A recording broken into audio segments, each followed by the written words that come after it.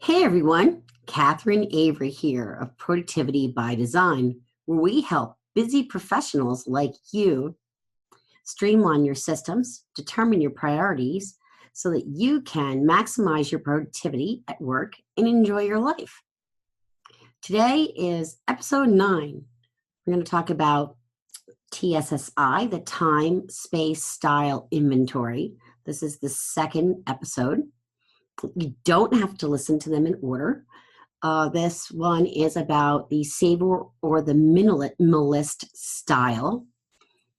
Last time we talked about everything out, nothing out, which was about how you arrange your space. The saver or minimalist style is about how you value your possessions and determine their usefulness. So the first thing I want to remind you is I'm a judgment-free zone. I have kind of seen and done it all. So I work with clients. They know that when I come in, I'm not sitting over them saying, I can't believe you kept this, or not validating where they're at in their journey. Everybody's at a different place in their journey. And so just know that when I'm talking about these different types of people, it's not that one's good or one's bad, or that you should be more like Sue or Tim. Not how I roll. So let's talk about savers and minimalists. I can see I'm going to struggle saying minimalists this whole time. So it's about how you value your possessions and determine their usefulness. It's how you balance what comes into your office and goes out. In this case, it could also be your home. It could be a briefcase, could be your car. What comes in and goes out. How you determine your item's usefulness, sentimentality, aesthetic, and financial value. So what value do you put on different items? And then how you make decisions about what you keep and what you let go and when you let it go. So savers save everything because they believe that they might need it at some point. I think it's important to make a differentiation here. You could be a saver, but not necessarily a hoarder. Hoarders are, I've actually knew one many years ago, and it was piles and piles of stuff as you walked through her apartment. It was just heartbreaking and tragic. And she slept in this teeny tiny little room at the back of her apartment. Beautiful apartment that you just couldn't see.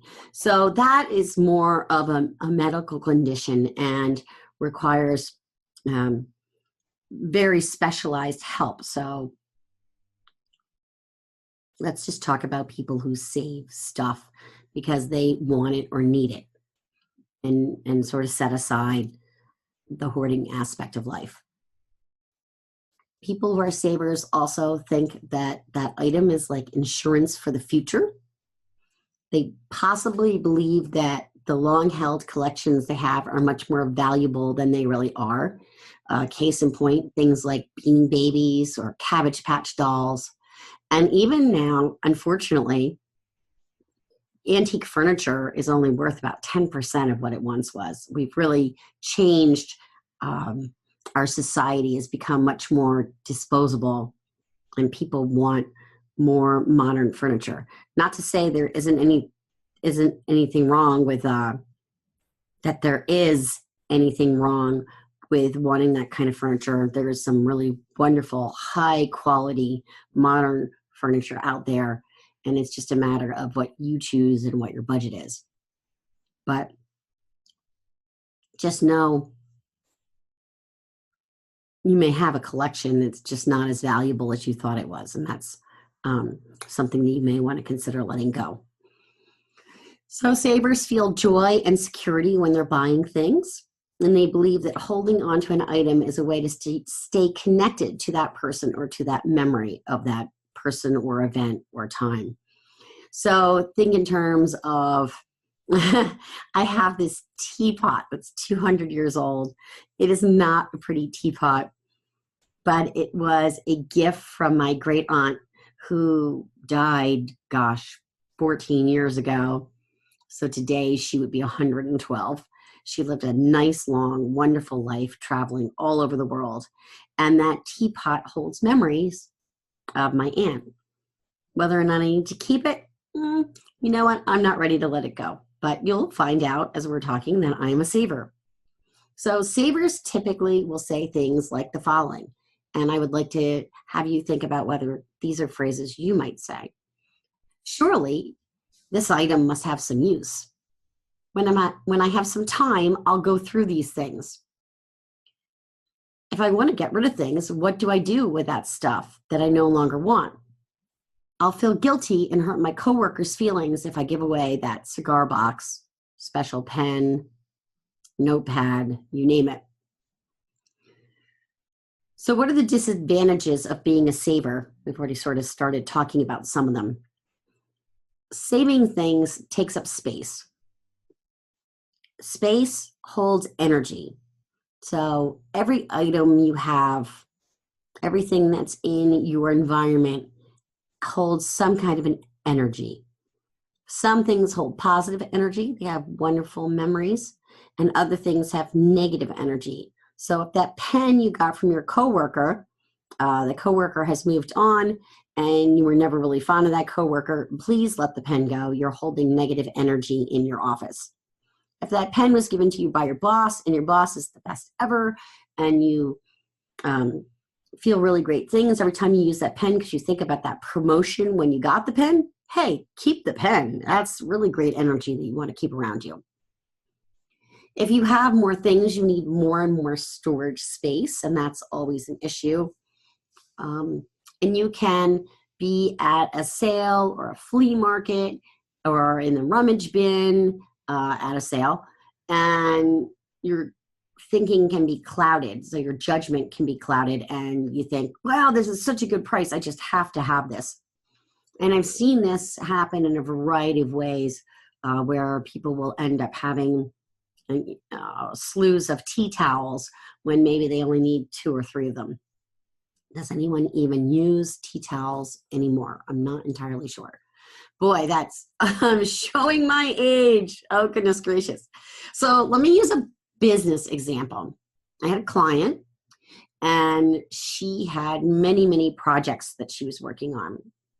And she had saved every file around every project and hadn't decided yet which ones were urgent, which ones she could let go, which ones were important. And urgent and important are 2 different things. I've talked about that in a prior podcast.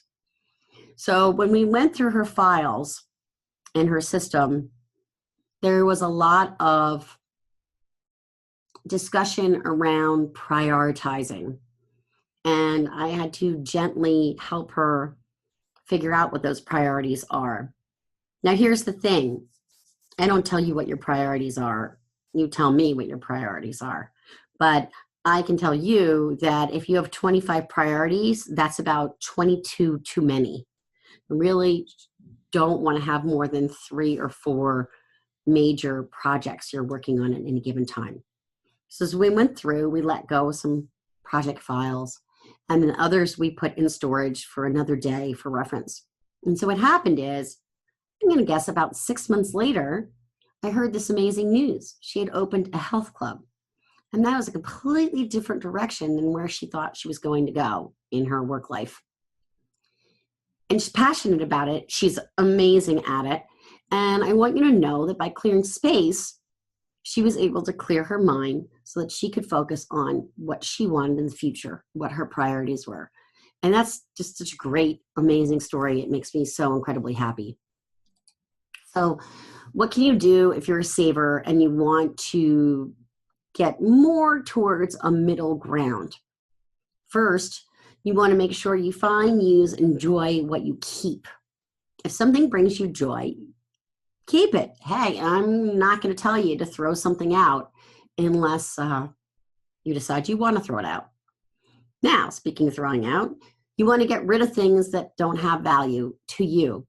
Someone else may find value in that. So, for example, when we're doing a productive environment day with clients, often people will have 3 staplers and 7 boxes of paper clips. And what we'll do is we'll create an area in the center of the office where people can drop off office supplies they aren't using now. This is an amazing thing because it may be that your coworker down the hall doesn't have a stapler at all. And now all they have to do is go to that centralized area and pick up that stapler and they're good to go. So it's a really worthwhile thing to do. You'll want to learn where you donate items.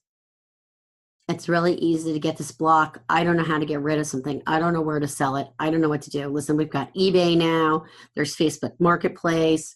If you're not sure, one option is to hire an organizer, someone who can come in and help you with your productivity. At home, specifically, it would be an organizer. If it's in your office, it could be someone like me, a productive environment specialist who can help you with where things go. We know everything from who will pick up which items to what to shred, etc. Excuse me, let me rephrase that. We know people who will come with shredding machines services. So it's not that we'll tell you what to shred. Let me fix that statement. We'll help you with getting a shredding service. You could also ask on a Facebook group who they recommend for donating items. People are just amazing wealth of information. If you're trying to donate things, you can keep a donation bag in each of your closets. You can keep one in your office, and you can put items that you want to get rid of in that bag as you go along. So, for example, you're in the closet first thing in the morning, and you're trying on an outfit, and you realize those slacks don't fit anymore, and you really never liked them anyway. Just go ahead and pop that in the donation bin, and you'll get to it later. I would recommend cleaning out at least once a year, cataloging and labeling items so that you know where to find them, and recognizing that you're going to make space for new items as you clear things out, and that's amazing. You don't want to quickly clutter it up, though. What you want to do is only buy what you actually need and only buy what will bring you joy. So that's savers. Now, minimalists.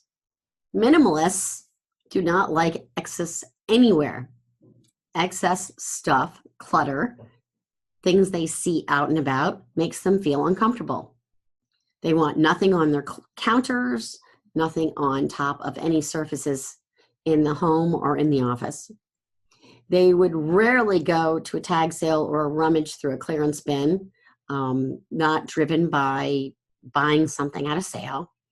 They prefer to live in the now, and they feel they are in control of their space and find it easy to decide what to give away or to not keep or to not buy. So if you're a minimalist, you might be saying things like, I can get rid of things. Why can't everyone else? Why should I keep something just because it's sentimental? And why do you? I know what I need to keep and what I don't. So there are some disadvantages to being a minimalist. Like I said, this is a judgment-free zone, and no one personality is exactly right. And when we're evaluating these types of decision-making habits around what you keep and what you don't, it's actually on a spectrum. So you may be somewhere in the middle between a minimalist and a saver. So here are some disadvantages to being a saver. You may not connect your items in the same way as people who are more sentimental. You may remove things out of your space impulsively to maintain order. You may regret later letting go of some of those keepsakes. You may throw out other people's items without permission, and we all know how that would fly. I know because I think my daughter is still looking for some stuffed animal cat that went out of here when she was very little. Shh, don't tell her. And your minimalist style could be a reaction from having a parent that was a saver. So what we often see in this world of productive environments is that if a parent was a saver and kept a lot of stuff, the child's reaction, now a grown adult, is to have much less stuff. And finally, you may purge your items for a sense of control rather than dealing with anger or grief. So what does this mean? I think a lot of us do this when we have something traumatic happen in our lives. We clean, and I know even I've done this. That's great in the short run from the standpoint that it provides a release and gets things cleaned up in your life. The problem is if you continue to do that and don't address any underlying emotional issues you may be having. Organizing and psychology are so closely interrelated. It's really important to hire the right person to come into your space to help you. It needs to be someone who's incredibly empathetic to whatever you're going through, because you're going to be dealing with a lot of stuff. And I'll give you an example. Many, many years ago, long before I started my productive environment journey, my office space at home was absolutely crazy. There were 10 years of magazines, tons of paperwork, and I hired a team to come in to help me organize. When we got the office cleared of clutter, that entire first week, every time I walked into the office space, I felt afraid. I felt naked. I was no longer surrounded by clutter. I was no longer surrounded by those things that could give me the ability to put off something. And it really forced me into a whole new mindset. And it was very intense. So I also recommend that if you're getting someone in to help you, don't make it a one and done. Make sure it's someone like me who will consult with you in the weeks after to make sure you're doing okay with everything and moving forward. So I recommend, if you're a minimalist, that you follow these simple rules. Create systems to manage your items. Step back and take a few extra moments to decide if you really want something before getting rid of it. Meaning it's okay for you to sleep on an important decision about something before you just let it go. Use easy to access storage space and systems so you can easily retrieve the items you do save. Avoid purging as a way to avoid unresolved emotions. Your space will be decluttered, but your inner life will not. Above all, I want to say, as you're going through this process and determining who you are and whether you're a minimalist or a saver, please be gentle with yourself. You are who you are, and you have the ability to change your environment so that it's more productive. And it's a process, and it's okay to take some time for some self-care. It's okay to step back and make a decision tomorrow. There's no giant hurry in your journey. And I think that's really important for people to know. So that was Minimalists and Savers, also known as Keep It, Toss It, Give It Away. I hope this has been helpful for you. I would be delighted to talk with you if you are interested in making your environment more productive. I can be reached at productivitybydesign1, that's the number 1, at gmail.com. And we can make an appointment, or you can go online. I have an online scheduler, productivitybydesign.com. I am wishing you all success in your journey and looking forward to speaking with you. Have a great day.